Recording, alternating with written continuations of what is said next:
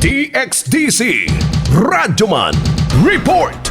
Ginalihok na sa Commission on Elections kon COMELEC ang paghuman o pagsulbad sa tanang disqualification cases subay sa Barangay ang Sangguniang Kabataan elections kon na Bske 2023. Sa pamahayag ni COMELEC Chairperson Atty. Garcia niadtong Sabado, aduna na sila'y natalang 125 disqualification cases sa tibuok nasud ug 12 niini na diskwalipika na tungod sa naunang kasong kriminal. Lauman usab nga bago ang piniliay sa Oktubre 30, tanggalo na sa COMELEC ang pangalan sa mga kandidatong pakyas sa pagsunod sa gipanday nga balaod sa otoridad. Ug kung ugaling aduna pay kasong wala nasulbad samtang nagapaduol ng eleksyon, gilayo ni Garcia nga aduna na sila ginaandam nga mga plano ug lakang kung paunsa kini maresolba. Samtang sa Davao Region, nagapadayon hangtod karon ang candidates briefing ug ang electoral board training alang sa mga election poll workers. Kasama mo sa balita ug serbisyo publiko, Radyoman ID Parido, Tatak, RMN.